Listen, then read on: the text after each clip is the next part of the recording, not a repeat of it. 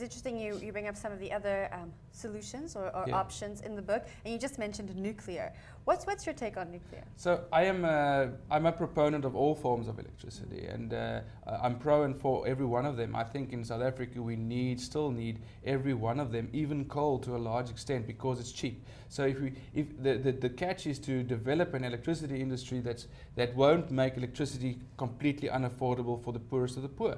That's one of the major things we have to remember, and the only way we're going to achieve that is by relying on coal for some time to come. Unfortunately, that's a fact. So we have to find the best mix. That's the thing. We need to find the best mix for our entire economy, and a big part of that is developing a base load, like I mentioned.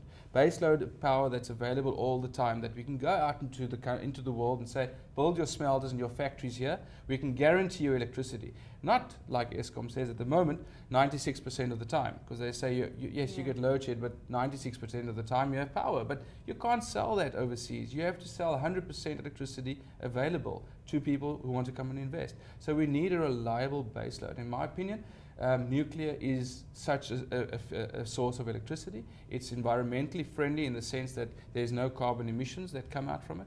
And the big thing about nuclear that I think people forget, it doesn't require fresh water. Very, very important thing. We see the drought stories going around in the country at the moment.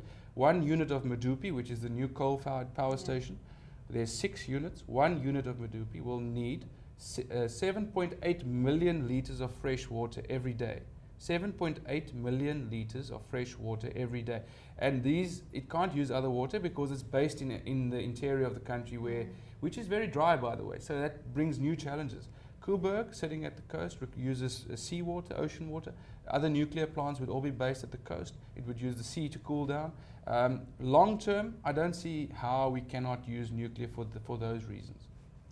Now, we've heard a lot of people speaking lately about renewable energy, solar panels, wind. Are those options for South Africa? Absolutely. As I said, every form of electricity has its place. Has its place. There's no question. The question is, what is the ideal mix? We need to develop an ideal mix. And the interesting thing and the beautiful thing about renewables is the fact that it would be massively private sector owned.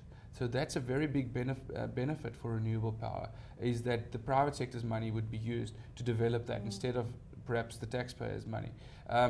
The drawback for renewables, in my opinion, is the unreliability. So the best picture is simply the sun doesn't shine at 12 o'clock at night.